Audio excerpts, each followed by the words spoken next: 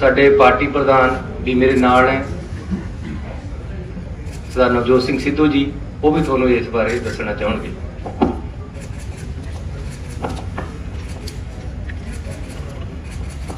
थोड़ा जिहा लंबा बोलूंगा साहब, थोड़ा खैर मकदम।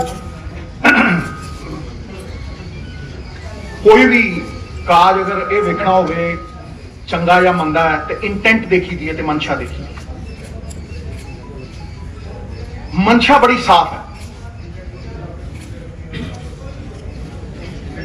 सेंटर ना सिर्फ फेडरल ढांचे नूं कमजोर कर रहा है, बल्कि स्टेट दे विच स्टेट खड़ा कर रहा है। पुलिस नूं कोऑर्डिनेटिव सपोर्ट की बजाय सब्सटीट्यूट किया जाए।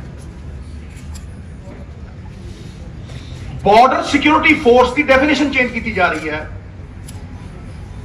बॉर्डर 5 किलोमीटर हो सकता है, 7 किलोमीटर हो सकता है, ट्रैवर्स नहीं कह रहा मैं, सीधा जा, लेकिन सूबे के 50 किलोमीटर अंदर किहड़ा बॉर्डर होंदा? अपने निजी स्वार्थों की पूर्ति के लिए यह सारा कुछ किया जा रहा है। इट्स अ पॉलिटिकल गेम, ये पॉलिटिकल मूव है। मैं कैटेगोरिकली कहना, क्यों कहना? क्योंकि मैं टाइमिंग नूं क्वेश्चन कर रहा कि जो इलेक्शन आता 2-3 महीने पहला उदों ही हालात खराब होंगे पंजाब के,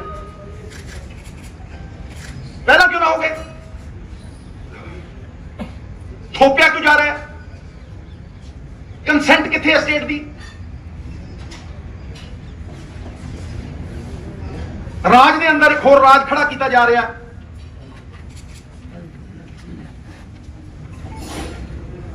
और इंस्टीट्यूशंस नूं अपने पॉलिटिकल मोटिव्स के लिए यूज किया जा रहा है। सीबीआई होवे चाहे ईडी होवे, किन्ने एमएलए के उत्ते नोटिस, मुख्यमंत्रियों तक नूं नचाया कठपुतलियां बना के, कई जय चंद खड़े करते जिन्होंने सूबा गिरवी धरता, चाहे उन्होंने सन इन लॉ सी, चाहे वह आपसी वहां मरोड़ियां सूबे के हक गिरवी धरते। कौन कहता प्रेसिडेंट रूल नहीं लगे जी? अद्धा सूबा तुसीं सबजुगेट करता। जदों असीं बाई इलेक्शन देखते होंगे, वो कहते बाई इलेक्शन नहीं है जी, तो पुलिस एक्शन है, तो कौन रोकूगा इन्हों? देखो वेस्ट बंगाल की होया। वेस्ट बंगाल दे विच मैं तुहानूं कैटेगोरिकली दस रहा, 240 केसेस ने accusing the BSF of extra judicial torture, 60 cases ने of extra judicial execution, खत्म मारते।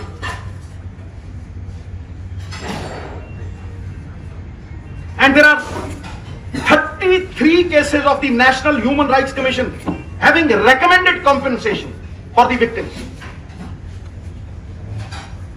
Why is this happening in Punjab? महाराजा रणजीत सिंह का सूबा पहले ही सूबी बनाया है। Why are you weakening the state? What is the ulterior motive? Is it political?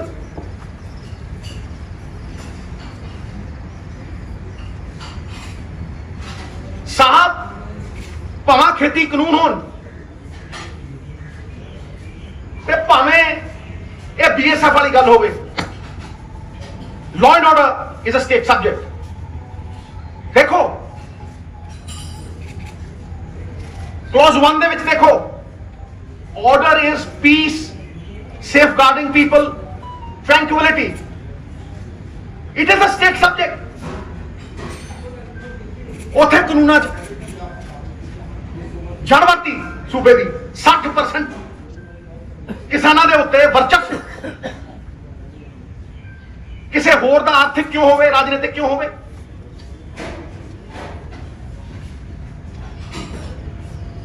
मैं categorically कहना that there is no official explanation given till now by the government of India। क्यों लाया? केड़ी ऑफिशियल एक्सप्लेनेशन है? दस tell me the reason why you did it. कोई नहीं है।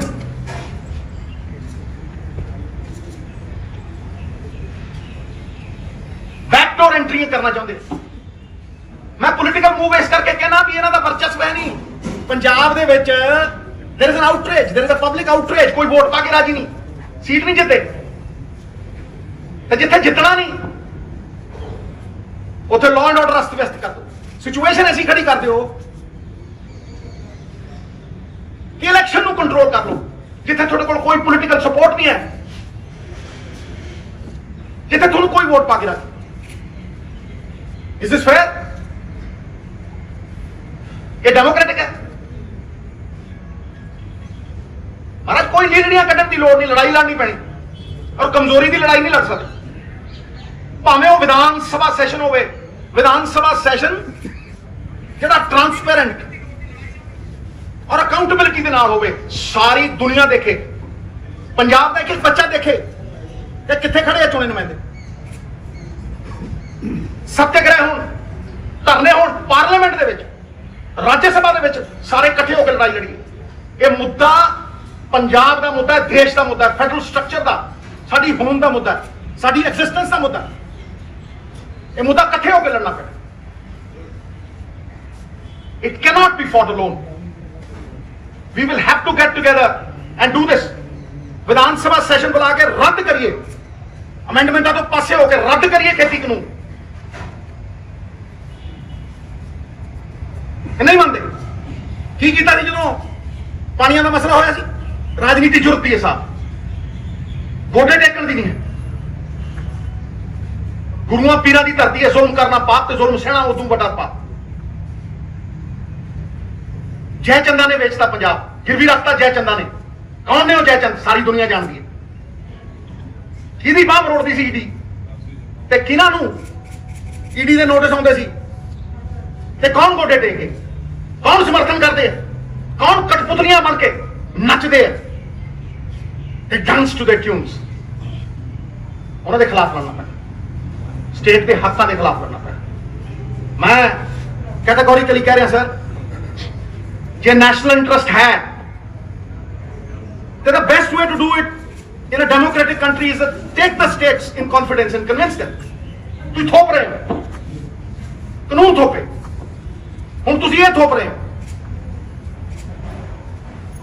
चुने नुमाइंदे थोड़े खिलाफ, मिनिस्टर थोड़े खिलाफ, एमएलए थोड़े खिलाफ, लोग थोड़े खिलाफ, फिर किहदे लिए कर रहे हो?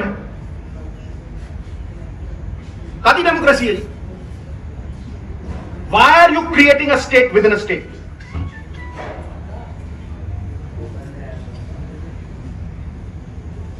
इस करके मैं सख्त विरोध करता, पुरजोर विरोध करता sir. It's a battle for our existence. Politically motivated है, घोर निंदा करता।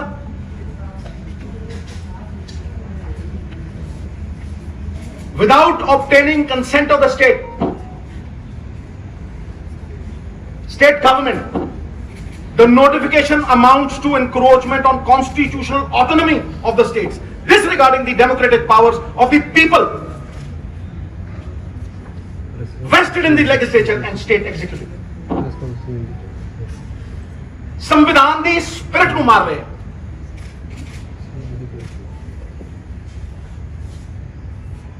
जिहड़े लोग उंगल चकदे हैं, मैं कहना दिखाओ कंसेंट स्टेट, किथे है कंसेंट? किहड़ी डिस्कशन की? फिर करो मना। Therefore,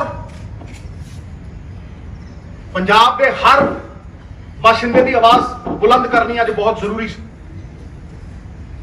स्टेट गवर्नमेंटां नूं फैसिलिटेट करना चाहिए। फैसिलिटेट साहब, यू कैनॉट उन्होंने सबमिशन च नहीं लेके आ सकते, उन्होंने नूड़ नहीं सकते, उन्होंने अधिकार नहीं तुसीं खो सकते, उन्होंने मौलिक फंडामेंटल राइट्स तुसीं खो नहीं सकते। गुड़ दे के मार रहे हैं, पुरजोर विरोध साडे कोल।